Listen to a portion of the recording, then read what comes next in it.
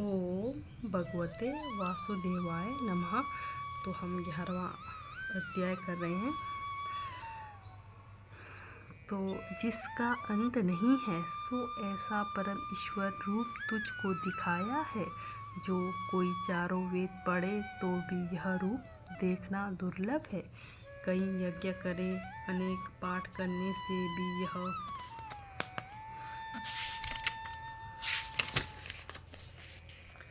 रूप नहीं देख सकता। तीर्थों के दर्शन से अनेक तपस्या करने से भी यह दर्शन दूर है। हे कुरुवंशियों में श्रेष्ठ अर्जुन, त्रिलोकी में कोई नहीं जो यह दर्शन देख सके। तुझे ही दर्शन दिखाया है और किसी को नहीं देखा। सो हे अर्जुन, भय को त्याग। डर कर जो मूढ़ सा हो रहा है सो डर त्याग। अभय हो, मन से मेरे साथ प्रीतिवान हो, फिर वही मेरा रूप दे। संजय उवाच। संजय धृतराष्ट्र को कहता है, हे राजन, श्री कृष्ण भगवान अर्जुन को यह वचन कहकर फिर से वह सखा रूप दिखाते हैं। जासत स्वरूप था सो अर्जुन को दिखाया, भय उसका दूर किया। फिर अर्जुन बोला, अर्जुनोवाच। हे जनार्दन, जो यह आपका स्वरूप देखा है सो अति दुर्गम है। श्री भगवानोवाच। हे अर्जुन, यह मेरा रूप देवताओं को भी दुर्लभ है। इस मेरे रूप को देवता वांछा करते हैं। जो रूप तुझे दिखाया है सो वेद पाठियों को भी दुर्लभ है। हे अर्जुन, वेद के पढ़ने से भी मैं नहीं पाया जाता और ना तपस्या से पाया जाता हूँ, ना किसी यज्ञ किए से पाया जाता हूँ। हे अर्जुन, अनेक प्रकार के जो धर्म है तीनों से भी मुझे पाना कठिन है। जैसे तुमने पाया है तैसे किसी ने नहीं पाया, क्योंकि तू मेरा अनन्य भक्त है। मेरे बिना तू किसी का भजन नहीं करता, इससे मुझको देखा है। हे इन नेत्रों से भी, ज्ञान नेत्रों से भी देखा है। प्रेम से तूने मुझे पाया है। मैं तेरे अधीन हूँ और तू मेरे विखे प्राप्त हुआ है और मैं तेरे विखे। हे पांडव नंदन, अब तुझको करना उचित है सो सुन। परम प्रीति से मेरी पूजा कर, श्वास श्वास मेरा नाम स्मरण कर। इस प्रकार मेरा भक्त हो। संसार के लोगों के साथ प्रीति ना कर, सब भूत प्राणियों से निर्भर हो। जब ऐसा होवेगा तब मेरे विखे प्राप्त होवेगा, यह निश्चय जान। श्री इति भगवद गीता सुपनिषत्सु ब्रह्म विद्या योग शास्त्रे श्री कृष्ण अर्जुन संवादे विश्वरूप दिव्य नाम 11वां अध्याय। तो हमारा 11वां अध्याय यहाँ पर समाप्त होता है। देखिए, तो जब अर्जुन ने अपना दिव्य रूप दिखाया, श्री कृष्ण ने अर्जुन को इस तरह से अपना दिव्य रूप दिखाया था। ये देखिए, देवों के देव त्रिलोकीनाथ हमारे श्री कृष्ण भगवान जी। तो यहाँ से आगे हम 11वां अध्याय का महात्म्य करते हैं। श्री नारायणो वाच। हे लक्ष्मी, अब 11वें अध्याय का महात्म्य सुन। तुंगभद्र नाम का एक नगर था जिसके राजा का नाम सुखानंद था। श्री लक्ष्मी नारायण जी की सेवा बहुत करता था। वहाँ एक ब्राह्मण बड़ा धर्मपात्र विद्यावान पंडित रहता था।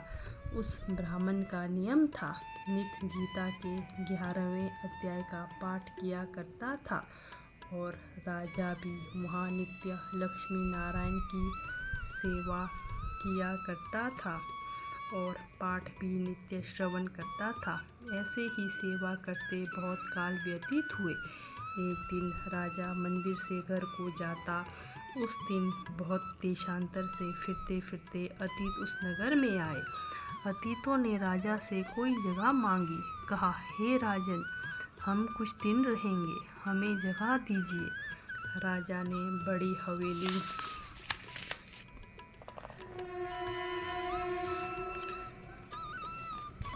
खुलवा दी। वहाँ एक अतीत रहे। राजा ने सीधा दिया। रसोई कर अतीत बड़े प्रसन्न हुए। प्रातःकाल राजा उनके दर्शन को गए। राजा का पुत्र भी उनके साथ था। कई मित्र साथ थे।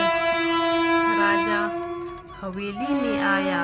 जो महंत था, राजा उसके साथ बातचीत करने लगा और राजा का पुत्र खेलने लगा। वहाँ एक प्रेत रहता था। उस प्रेत ने राजा के पुत्र को मार डाला। हे, तुम निश्चिंत बैठे हो। राजा यद्यपि सेवा करता, कथा श्रवण करता था, परंतु पुत्र के मोह से राजा के मन में दुर्बुद्धि आ गई। राजा बोला, हे संत जी, आपके दर्शन का मुझको अच्छा फल मिला है। एक पुत्र था, सो भी प्रेत ने मार डाला। तब ब्राह्मण ने कहा, हे राजा जी, चलो देखे कहाँ है तेरा पुत्र। राजा, ब्राह्मण, महंत सभी वहाँ आए जहाँ राजकुमार मरा पड़ा था।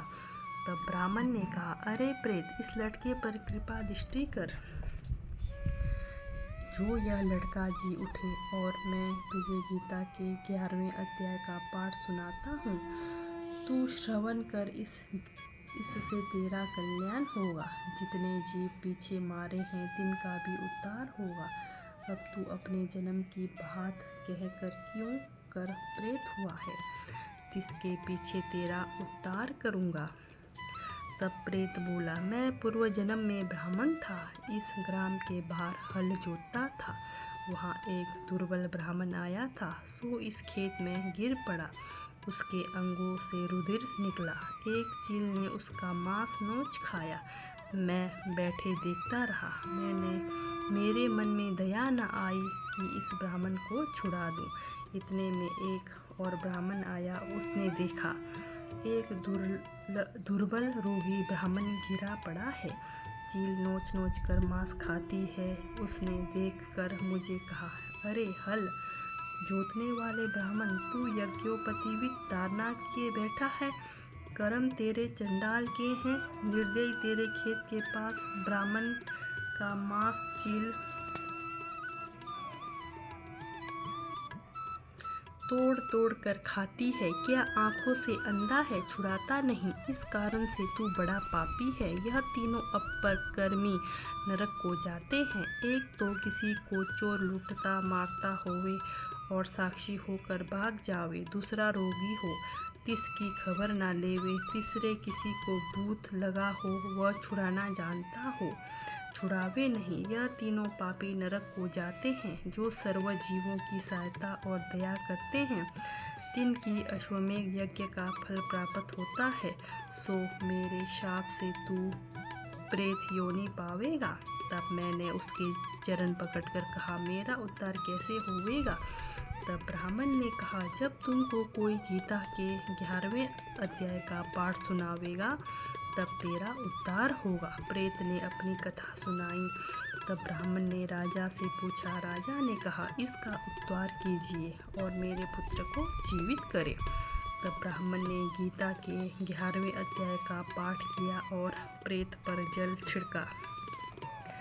तत्काल प्रेत की देह से छूटकर देव देही पाही। उसने पहले जो कई जीव खाए हुए थे, तिनका भी उद्धार हुआ। राजा का पुत्र सावधान हुआ। श्याम सुंदर चतुर्भुज रूप हो के खड़े हो गए। स्वर्ग से विमान आए। तब प्रेत बोला, हे राजन, अपने पुत्र को मिल।